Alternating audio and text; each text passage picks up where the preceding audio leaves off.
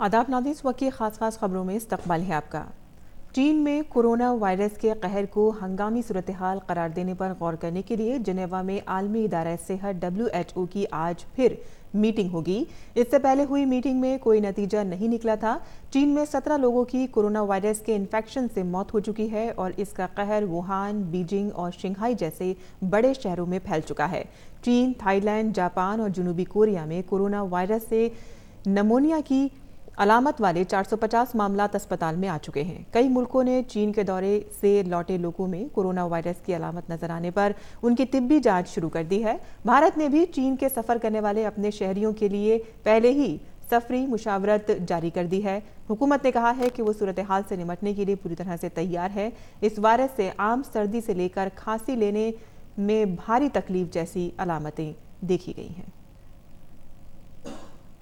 झारखंड के वजीर आला हेमंत सोरेन ने मगरबी सिंहभूम के बुरुगोली केला गांव में 7 अफराद के बेहिमाना कत्ल की वारदात के बाद झारखंड वजारत में chief secretary, additional chief secretary दाखिला, डीजी पुलिस और पुलिस महकमे के दीगर अफसरान के साथ एक आला सतही जायजा मीटिंग की। वजीर आला ने जायजा लेते हुए ये वाजे किया है कि सही है कि पुलिस हर जगह नहीं रह सकती, लेकिन पुलिस का काम करने के तरीका ऐसा होना चाहिए कि आवाम का भरोसा उस पर बरकरार रहे और जुर्म करने वाले और कानून तोड़ने वालों में पुलिस की दहशत बनी रहे। वज़ीर आला ने कहा कि कानून सबसे ऊपर है और वारदात के कसूरवारों को बख्शा नहीं जाएगा।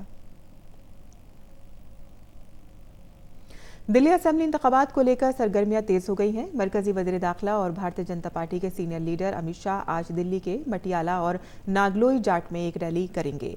इस बार दिल्ली में आम आदमी पार्टी, कांग्रेस और बीजेपी के दरमियान इंतखाबी टक्कर होने वाली है।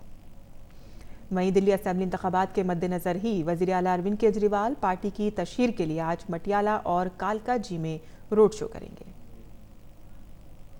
बीजेपी के नौमुंतखब कौमी सदर बनने के बाद जेपी नड्डा आज आगरा में शहरियत तरमीमी कानून की हिमायत में मुनक़िद रैली से खिताब करेंगे। CAA की हिमायत में बीजेपी की बेदारी मुहिम जारी है। पार्टी के सभी वुज़रा और लीडर मुसलसल आवाम के दरमियान जाकर लोगों को कानून के बारे में बता रहे हैं। और वजारत खजाना ने ट्विटर पर लिखा है कि उज्ज्वला योजना के तहत 36.14 करोड़ LED लाइटें तकसीम की गई हैं, जिससे 18,777 करोड़ रुपए की बचत हुई है। वजारत ने साथ ही लिखा है कि भारत नई ऊंचाइयों की तरफ जा रहा है, जिसमें रोशन जिंदगी और भारत को बाइख्तियार बनाना है।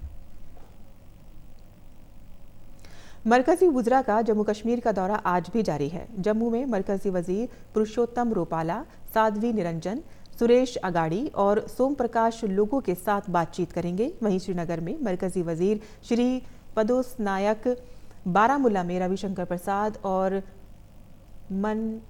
मनेगम में जी किशन रेड्डी आज दोपहर में लोगों के साथ बातचीत करेंगे। मरकजी सरकार के वुज़रा इन दिनों जम्मू कश्मीर के मुसलसल दौरा कर रहे हैं ताकि मरकज के ज़ेर इंतज़ाम इलाके की 400 तरक्की के लिए बनाई जा रही पॉलिसियों और प्रोग्राम के नाफिज होने की इत्तलात के तौसी व तशहीर की जा सके।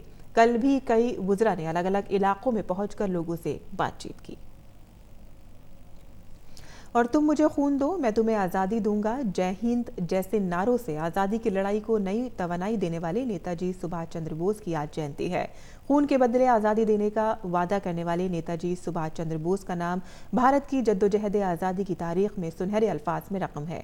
आज़ाद हिंद फौज के बानी और अंग्रेज़ों से मुल्क को आज़ाद कराने में अपना गिरा कदर ताउन देने वाले नेताजी का जन्म 23 जनवरी 1897 को ओडिशा के कटक में हुआ था। उन्होंने अपनी पूरी जिंदगी मुल्क के नाम कर दी और आखिरी सांस तक मुल्क की आज़ादी के लिए जद्दोजहद करते रहे। नेताजी हर कीमत पर भारत को गुलामी की बेड़ियों से आज़ाद कराने के लिए बेचैन मुल्क के नौजवानों का चेहरा माने जाते थे। वो कांग्रेस के सदर भी रहे। मुल्क की आज़ादी की तारीख में बोस की जिंदगी और मौत भले ही पुरअसरार मानी जाती रही हो, लेकिन उनकी हुब्बुल वतनी हमेशा गैर मशकूक और काबिल तक़लीद रही। सदर जमहूरिया, नायब सदर और वज़ीर आज़म ने नेताजी को ख़िराज अक़ीदत पेश किया है। इस वक्त की खास खबरों में फ़िलहाल इतना ही। इजाज़त दीजिए।